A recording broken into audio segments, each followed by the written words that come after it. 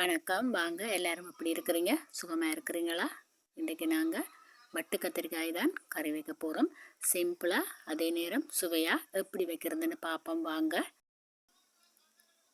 நான் இதில் 250 கிராம் வட்டு கத்திரிக்காய் எடுத்திருக்கிறேன். இதில் முள் இருக்குது.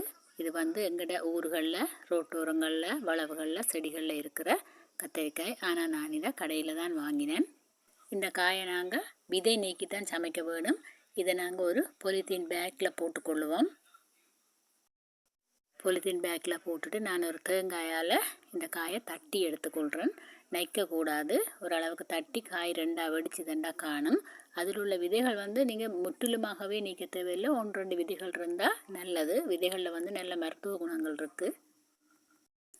தட்டி எடுத்த வட்டு கத்திரிக்காயை நாங்கள் உடனடியாகவே தண்ணிக்குள்ளே போட்டுற வேணும், இல்லாட்டி காய் கருத்து போயிடும். தண்ணியில் போட்ட கத்திரிக்காய்களில் விதைகளையும் நீக்கிட்டு அதோட காம்பையும் நாங்கள் துப்புரவாக்கி எடுத்துக்கொள்வோம். இந்த காயில் ஒருவித துவர்ப்பு தன்மை இருக்குது. அந்த துவர்ப்பு தன்மை பிரியக்கூடாது, காயை விட்டு வெளியேறக்கூடாது. அப்படி வெளியேறினா அந்த கறி கசக்கும். கசக்கிறது மட்டுமில்லை, அந்த காயில் இருக்கிற மருத்துவ குணமும் வெளியேறிடும்.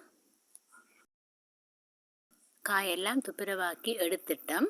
துப்புரவாக்கி எடுத்ததுக்கு பிறகு இது ஒரு லேசாக அலம்பிடுவோம். கொஞ்சம் விதைகள் 1-2 இருந்தால் பரவாயில்லை. நாங்கள் எல்லாத்தையும் கழுவி எடுத்துட்டோம். இப்போ நாங்கள் மற்ற வேலை செய்கிறதுக்கு இடையில் இதை நாங்கள் தண்ணியில் தான் போட்டு வச்சுருப்போம். தண்ணியில் போட்டு வச்சுருந்தாலும் கொஞ்சம் நேரம் இருக்கைகள் இந்த காய் கருத்து போகும்.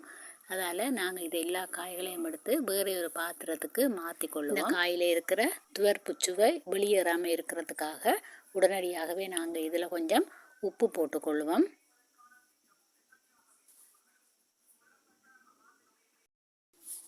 அதோட மஞ்சள் கொஞ்சமும் போட்டுக்கொள்ளுவோம்.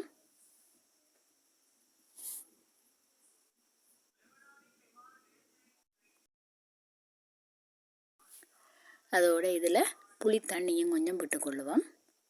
புளி தண்ணி கொஞ்சம் விட்டு எல்லாத்தையும் நீங்கள் கலந்து வச்சிங்கன்னு சொன்னால் இந்த காய் கருத்து போகாது. அப்படியே பச்சை பசேலன்னு அப்படியே இருக்கும். எல்லாத்தையும் வடிவாக கையால் ஒருக்கா கலந்து வச்சு விடுவோம். இதை கலந்து வச்சுட்டு நாங்கள் மற்ற ஏனைய பொருட்களை தயார் செய்து கொள்வோம். இந்த கறிக்கு நான் ஒரு வெங்காயம் எடுத்திருக்கிறேன், ஒரு தக்காளி பழம், 2 கொச்சி மிளகாய், 2-3 வெள்ளைப்பூடு, அதோட கருவேப்பிலையும் எடுத்திருக்கிறேன். எல்லாத்தையும் நாங்கள் வெட்டி எடுத்துக்கொள்வோம். இந்த காய் மரக்கறி இனத்தை சேர்ந்தது என்று சொல்கிறத விட இது ஒரு மூலிகை என்று தான் சொல்ல வேண்டும். ஏனென்னா அவ்வளவு அற்புதமான குணங்கள் இருக்குது இதுக்கு. சுவாசம் சம்பந்தமான எல்லா நோய்களுக்குமே இது ஒரு சிறந்த மூலிகை. நாட்டு மருந்து கடைகளில் இந்த முழு கத்திரிக்காயை காய வச்சிருக்கிறத நான் பார்த்துருக்குறேன். சட்டி அடுப்பில் வச்சுட்டேன். இப்போ நாங்கள் ஒரு கொஞ்சமாக எண்ணெய் விட்டுக்கொள்ளுவோம். கணக்கு எண்ணெய் விட தேவையில்லை. கொஞ்சம் கடுகும் பெருஞ்சீரகமும் போடுறேன்.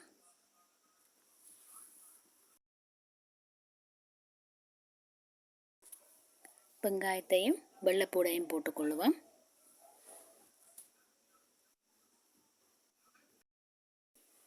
லேசாக கலந்து விடுவோம்.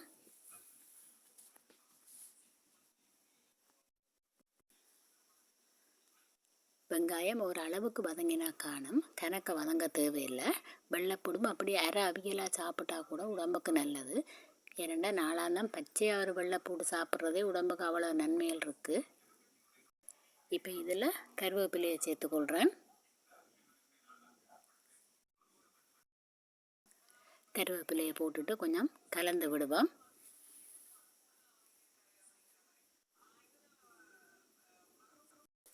இப்போ நாங்கள் தக்காளி பழத்தை சேர்ப்போம். அதோடு நான் வச்சுருந்த கொச்சி மிளகாயும் போட்டுக்கொள்கிறேன். இந்த கொச்சி மிளகாயை போட்டிங்கன்னா அவ்வளோ ஒரு வாசமாக இருக்கும் கறிக்கு. பால் கறிகளுக்கு எதுவாக இருந்தாலும் இது ஒரு தனித்துவமான வாசம் இந்த கொச்சி மிளகாயில் இருக்குது. இந்த கொச்சி மிளகாயில் நிறைய நோய் எதிர்ப்பு சக்தி இருக்குது. அதால் அடிக்கடி சமையலில் ஒரு அளவாக பாவிக்கலாம். எல்லாத்தையும் நல்ல வடிவாக கொஞ்சம் நேரம் கலந்து விடுவோம். இப்போ இதில் நாங்கள் கொஞ்சமாக மிளகாய் தூள் சேர்த்துக்கொள்ளுவோம். இதில் நாங்கள் கணக்கு உரைப்பு போட இல்லை, ஒரு அரை உரைப்பில் தான் இதை வைக்கிறோம்.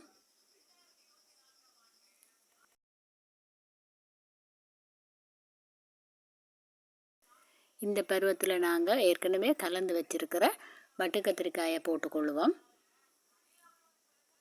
அதில் இருக்கிற அந்த புளி தண்ணியோடையே நாங்கள் போட்டுக்கொள்வோம்.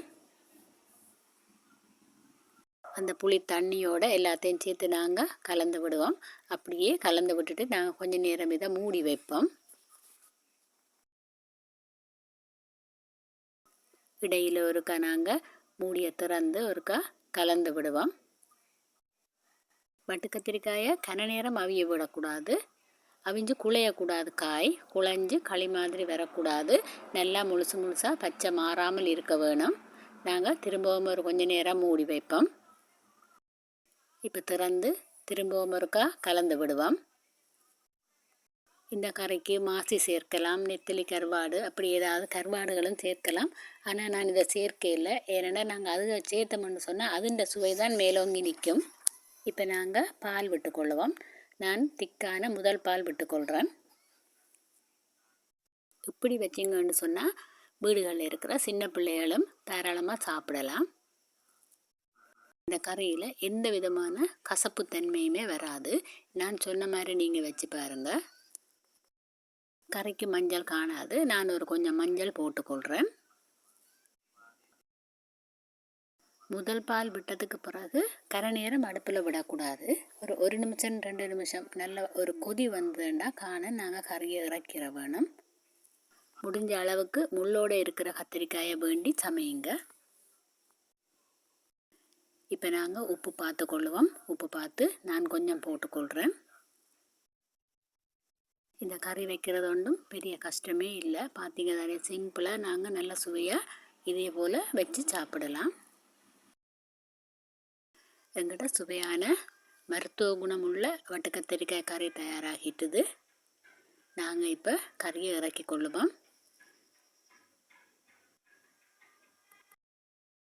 பச்சை மாறாத மருத்துவ குணமுள்ள எங்கட வட்டு கத்திரிக்காய் கறி தயாராகிட்டுது. சின்ன பிள்ளைகள் கூட இந்த கறியை விரும்பி சாப்பிடுவாங்க. நீங்கள் ஒரு நாளைக்கு வச்சு கொடுத்து பாருங்கள். எங்கட கறி பிடிச்சிருந்தா லைக் பண்ணுங்கள், கமெண்ட் பண்ணுங்கள். கிளிநொச்சி கிச்சனுக்கு சப்ஸ்கிரைப் பண்ணுங்கள்.